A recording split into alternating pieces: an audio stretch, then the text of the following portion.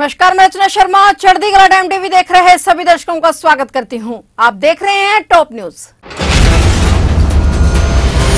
संदेश खाली मामले में सुप्रीम कोर्ट से पश्चिम बंगाल की ममता बनर्जी सरकार को कोई राहत नहीं मिली है। सुप्रीम कोर्ट ने मामले की सुनवाई करते हुए कहा कि संदेश खाली केस में सीबीआई जांच जारी रहेगी। सुप्रीम कोर्ट ने हाई कोर्ट के आदेश पर रोक नहीं लगाई है। सुप्रीम कोर्ट ने टिप्पणी की है कि राज्य सरकार किसी व्यक्ति के हित की रक्षा के लिए सुप्रीम कोर्ट का रुख कैसे कर सकती है। गर्मियों की छुट्टियों के बाद अदालत इस मामले की सुनवाई करेगी। मामले की सुनवाई जस्टिस पीआर गवई और जस्टिस संदीप मेहता की बेंच ने की। दरअसल कलकत्ता हाई कोर्ट ने ममता सरकार को जोरदार झटका देते हुए संदेश खाली केस की सीबीआई जांच करने का फैसला सुनाया था। कलकत्ता हाई कोर्ट ने संदेश खाली कांड की सीबीआई जांच के आदेश दिए थे और कहा था कि जांच की निगरानी खुद कलकत्ता हाई कोर्ट करेगी। मामले में पश्चिम बंगाल सरकार ने कुछ समय की मांग की। अब संदेश खाली मामले की सुनवाई जुलाई में सुनवाई होगी और हालांकि कोर्ट ने टिप्पणी की है कि एक निजी आदमी के लिए जिसके खिलाफ सीबीआई जांच कर रही है, राज्य सरकार कोर्ट में क्यों आई है। लोकसभा चुनाव के बीच प्रधानमंत्री नरेंद्र मोदी ने विपक्ष को चैलेंज किया है कि किसी में हिम्मत नहीं कि धारा 370 फिर से लागू कर दे। उन्होंने कहा कि सबसे पहले जो भारत के संविधान को समझता है, जो भारत के संघीय ढांचे को जानता है और जो जानता है कि किसके अधिकार क्षेत्र में क्या है, वह कभी ऐसी बातें नहीं करेगा, क्योंकि ये उनके अधिकार क्षेत्र में नहीं है। अगर मोदी किसी राज्य के मुख्यमंत्री हैं तो वह ऐसी बात नहीं कर सकते। केंद्र सरकार वही करेगी जो उसके दायरे में होगा, राज्य सरकार जो भी उसके दायरे में होगा वह करेगी। लेकिन लोगों को मूर्ख बनाना आजकल एक चलन है, उन्हें अंधेरे में रखना, तभी तो लोगों को कुछ भी बोलते रहते हैं। इसके अलावा प्रधानमंत्री नरेंद्र मोदी ने कहा कि वे कांग्रेस पार्टी को चुनौती देते हैं कि वह प्रेस कॉन्फ्रेंस आयोजित करें और कहे कि वे 370 को बहाल करेंगे। क्या उनमें प्रेस कॉन्फ्रेंस आयोजित करने और यह कहने का साहस है कि हम अनुच्छेद 370 वापस लाएंगे? पीएम ने कहा कि क्या कोई पार्टी ऐसा कहने की हिम्मत कर सकती है? झारखंड के पूर्व मुख्यमंत्री हेमंत सोरेन की जमानत याचिका पर सुप्रीम कोर्ट में आज सुनवाई हुई। शीर्ष अदालत में हाई कोर्ट द्वारा याचिका पर फैसला सुनाने में देरी करने को चुनौती दी गई थी। सुनवाई करते हुए सुप्रीम कोर्ट ने सोरेन की याचिका पर ईडी को नोटिस जारी किया है। ईडी को अदालत में जवाब देना है। बता दें कि सोरेन ने अंतरिम जमानत मांगी थी। 6 मई को अदालत मामले की अगली सुनवाई करेगी। अगर हाई कोर्ट चाहे तो इस बीच सोरेन की याचिका पर आदेश दे सकता है, जिसमें सोरेन ने गिरफ्तारी को चुनौती दी है। न्यायमूर्ति संजीव खन्ना और दीपांकर दत्ता की 2 न्यायाधीशों की पीठ ने झामुमो नेता की याचिका पर आज सुनवाई की। गौरतलब है कि हेमंत सोरेन को प्रवर्तन निदेशालय द्वारा 31 जनवरी को गिरफ्तार किया गया था। उन पर जमीन से जुड़े घोटाले के मामले में धन शोधन का आरोप है। पूर्व सीएम फिलहाल रांची के बिरसा मुंडा जेल में न्यायिक हिरासत में हैं। इस मामले में हाईकोर्ट द्वारा सोरेन की जमानत याचिका पर जवाब देने के लिए ईडी को एक और सप्ताह का समय दिया गया था।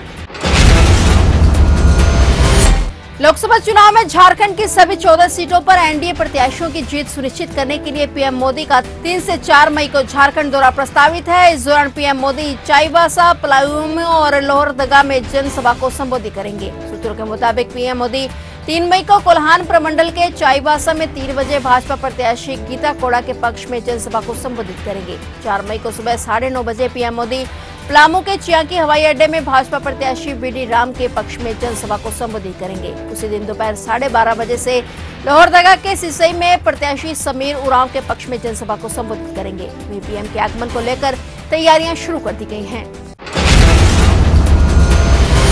पंजाब के जिला फिरोजपुर के गुरुहरसराय में पंजाब पुलिस और ड्रग तस्करों के बीच मुठभेड़ हो गई। बताया जा रहा है कि पुलिस को गुप्त सूचना मिली थी और ड्रग तस्कर लखीमपुर गांव पहुंचे हुए थे।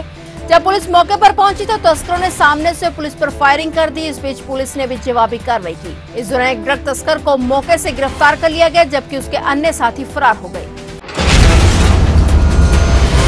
पंजाब पुलिस को बड़ी कामयाबी मिली है। जालंधर कमिश्नरेट पुलिस ने अंतर्राष्ट्रीय ड्रग सिंडिकेट का भंडाफोड़ करते हुए 48 किलो हेरोइन जब्त की और 3 गुर्गों को गिरफ्तार कर लिया। यह 2024 की सबसे बड़ी हेरोइन बरामदगी है। यह सिंडिकेट गिरोह सीमा पार और अंतर्राष्ट्रीय ड्रग तस्करी में सक्रिय रूप से शामिल था और 5 देशों ईरान, अफगानिस्तान, तुर्की, पाकिस्तान और कनाडा में फैला हुआ था। इसके साथ ही इसका 2 राज्यों जम्मू कश्मीर और गुजरात में घरेलू नेटवर्क भी था। पुलिस ने गुर्गों के पास से 21 लाख की अवैध रकम जब्त की है और इसके साथ ही एक कैश गिनने की मशीन और 3 महंगी गाड़ियां भी जब्त की गई हैं। पुलिस ने एनडीपीएस अधिनियम के तहत एफआईआर दर्ज कर ली है। ड्रग नेटवर्क को तोड़ने के लिए आगे की जांच जारी है। गिरफ्तार गुर्गों से पुलिस की पूछताछ जारी है और बड़े खुलासे होने की उम्मीद है। छत्तीसगढ़ के बेमेतरा में एक ट्रक ने हाईवे पर खड़ी कार को टक्कर मार दी, जिसमें 10 लोगों की मौत हो गई। मृतकों में 5 महिलाएं और 3 बच्चे शामिल हैं। 23 लोगों को चोटें भी आई हैं, जिनमें से 4 गंभीर रूप से घायल हो गए। उन्होंने रामपुर एम्स रेफर किया गया।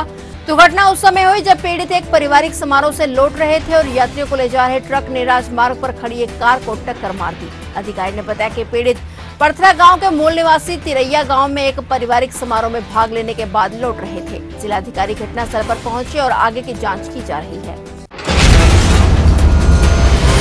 चेन्नई के अवाड़ी में एक अपार्टमेंट परिसर के निवासियों को टीन की छत के किनारे लटके एक बच्चे के भयानक दृश्य ने चौंका दिया। 8 महीने की बच्ची जो चौथी मंजिल से गिरकर 2 मंजिल नीचे टीन की छत पर गिर गई थी। उसे काफी देर की मुशक्कत के बाद स्थानीय निवासियों की तत्परता से बचा लिया गया और इस घटना का वीडियो सोशल मीडिया में काफी वायरल हो रहा है। वीडियो में दिखाया गया कि भयभीत निवासी मदद के लिए चिल्ला रहे थे और इतने में पड़ोसियों के एक समूह उसे पकड़ने के लिए खिड़की के ठीक नीचे भूतल पर एक चादर खुली रखता है ताकि वह गिर ना जाए और यह सुनिश्चित करने के लिए कि शिशु को चोट न लगे, बेडशीट के नीचे एक गद्दा भी रखा जाता है। बच्ची जब छत पर लटकती है तो चीखने चिल्लाने की आवाजें आती हैं। इतने में एक आदमी पहली मंजिल की खिड़की से बाहर निकलता है और बच्ची तक पहुंचने के लिए रेलिंग पर खड़ा होता है। जैसे ही वह अपना हाथ बढ़ाता है, 2 अन्य लोग उसे मजबूती से पकड़ लेते हैं और बच्ची को पकड़ उसे अपार्टमेंट के अंदर एक आदमी के पास ले जाया जाता है, जिससे उस बच्ची की जान बच पाई।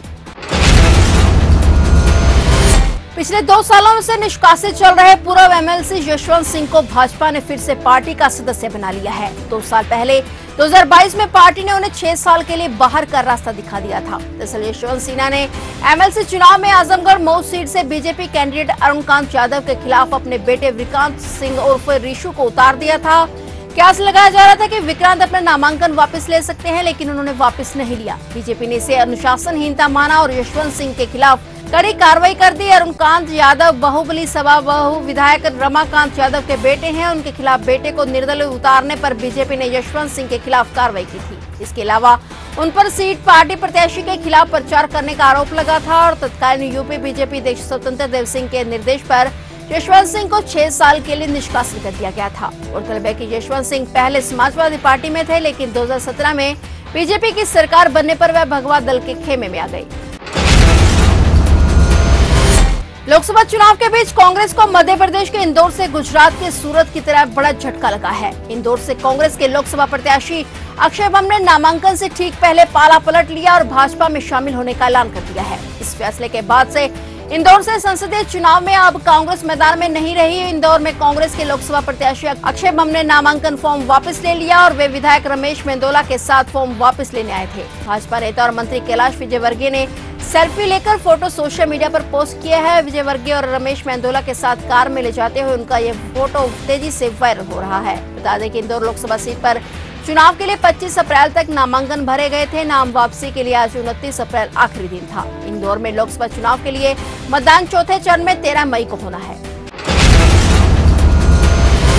फिलहाल टॉप न्यूज में इतना ही और नए समाचारों के साथ फिर से हाजिर होंगे। तब तक के लिए देखते रहिए चढ़ती कला टाइम टीवी।